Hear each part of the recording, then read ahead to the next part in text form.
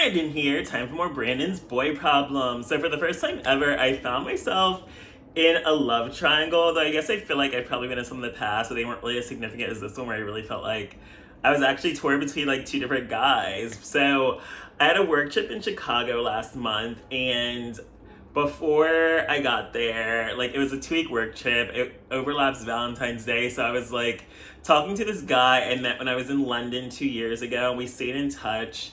And I invited him because he said he's been saying for years he wanted to come see me in America, and I haven't gone back to see him in the UK, but he's really been saying he wanted to come see me in America. So I was like, okay, just come see me in Chicago. Like, I'm gonna have a hotel for work, so all you have to do is get your flight. So he claimed he bought a ticket. I never saw screenshots, but he sent me like the flight itinerary information. But I did think it was suspicious, like, okay, why didn't you send me just a screenshot? But I was like, whatever. And then I get to Chicago. He's supposed to arrive on Tuesday. I got there on Friday. So when I get there, like, we're talking, we're chatting. He like wants to see like the room, and I send him like videos. Even I did think that was suspicious too, because I'm like, why do you need to see like videos of the room when like you're supposed to be coming here in a couple days? And then we were just talking. It was like the most talkative he's been. Like, he's not really the most communicative person, so I don't know if he's an Aries. And again, both guys I ended up finding myself torn between are both Aries, which is weird in a way too. But we were just chatting. That was like the most talkative he's ever been. But he was claiming he wasn't feeling well like the days leading up to like his visit. So that was also another red flag. And then other red flags were he is into like, he claims he owns like med spas in the UK, and he always claims he's traveling, but I find it suspicious that he never really posts his photos or videos. And like, I know some people aren't into social media, but if you did open a business, and he did claim he opened up all these med spas, I feel like part of the running a business is that you would be advertising them constantly, because of course you want to get customers, and of course you want to drive in clientele, especially if you're doing like Botox, filler, facials, etc. I feel like that's something you definitely need to like advertise that people know is in the area to come check out. But I don't know if it's just because he's in the UK and I'm in the US, so I found it to be a red flag. I also found it a red flag that he rarely ever posts himself, but he's always running to like Turkey to have like black market plastic surgery and stuff. So I feel like, and he's like veneers, he's had a nose job, and like normally I'm not into surgery gays, but lately I feel like I've been attracting a lot of them. And I guess as I get older, like more and more gays are probably going to be getting plastic surgery. So it's just kind of something like, as long as you don't look awful, then I can accept it. Even though like I'm not a fan of like the fake teeth, or like guys that feel they need to get a nose job, or like lipo. But again, I like fat guys, and he's coming up with a lot of insecurities. So he has his insecurities, and I feel like self-hate with like black people in the UK is way worse than the US, since there's so few black people there. Like when I went there, it was rare to ever see a black couple. Like everyone is in an interracial relationship. Even watching like British TV shows and like dating shows, like the people go crazy over like a white man with a black woman, and I've literally seen them like turn on a black woman when she dated a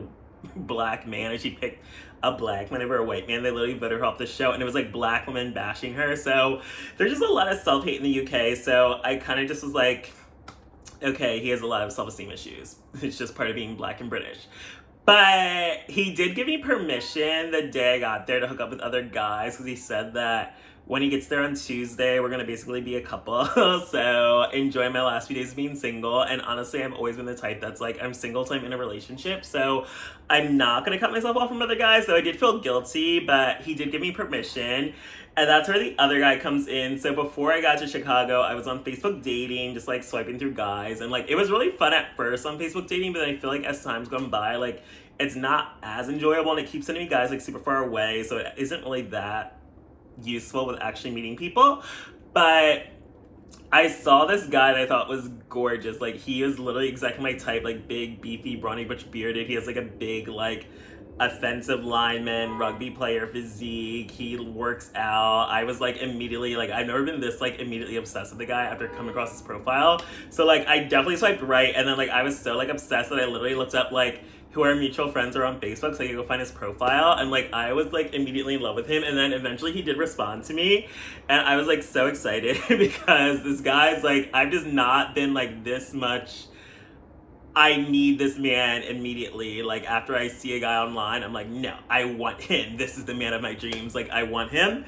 And he lives in Chicago. And then he wasn't that responsive. Like, we matched together, but like his responses were like whatever. It wasn't like consistent responses. But also, I'm bad with that at Facebook dating because it's not its own app, so it just gets blended into like your notifications get blended into your Facebook notifications. But when I got to Chicago, I saw him on Jack, so I immediately messaged him, and like the communication was like flowing right away, and like he was down to meet up that first night, and I was too, like, after I got my mani pedi when I went to Chicago.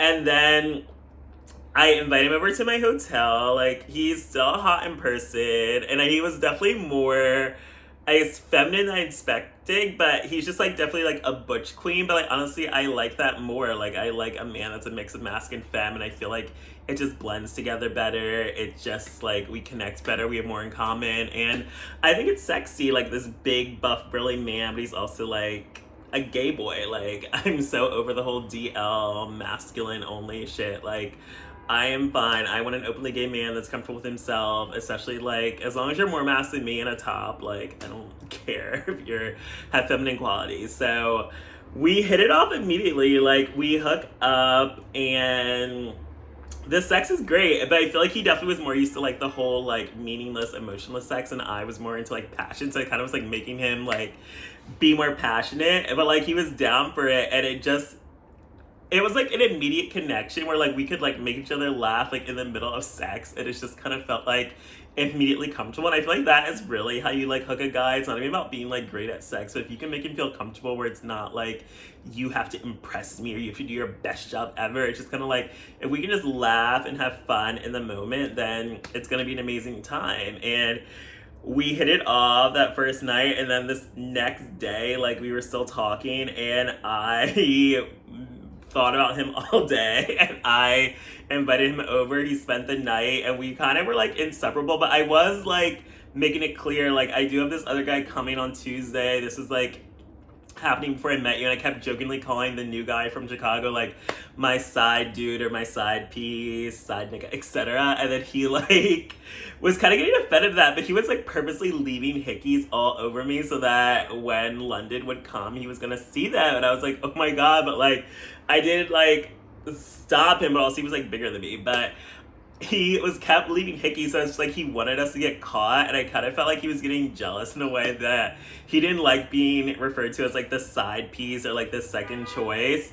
And then he and I literally see each other every day, but then Tuesday when London's supposed to come rolls around, I haven't heard from London since I think Monday morning, and then he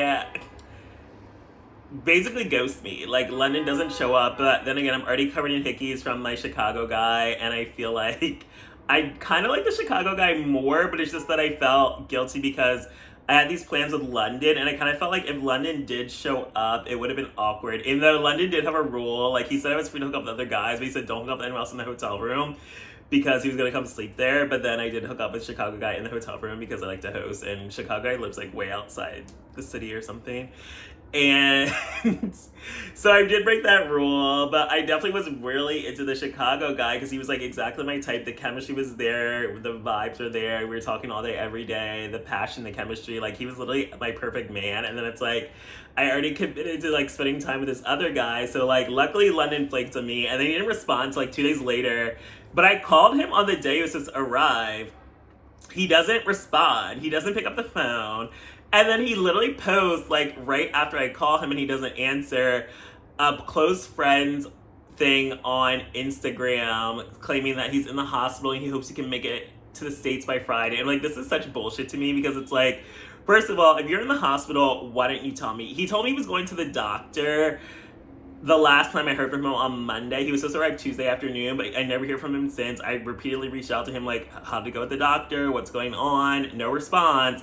And then it's like, you ignore all my messages, you ignore my call, but you can post on Instagram that you're in the hospital. I honestly immediately thought it was just bullshit because it's like, you've been in the hospital all these times before your fucking plastic surgery. So I'm sure you're just posting some old close friends post that probably only I can see, that you're having plastic surgery. You're posting an old plastic surgery thing when you were having surgery for one of your botched procedures, and then you flaked on me. And then, like, he eventually responds and we go back and forth, but he just takes no accountability. He's basically justifying ignoring me because he is like, well, when I'm sick, I don't like to talk to people. And I'm like, if you had plans to fly across the ocean and come see me on Tuesday, why wouldn't you tell me, hey, I'm sick, I can't come, hey, I'm not coming, hey, I'm not gonna make it? He literally felt no remorse, no accountability, even though they do say this about fire signs. This is why I've fallen out with a lot of my fire signs in the past, that my fire sign friends in the past is just that they take no accountability.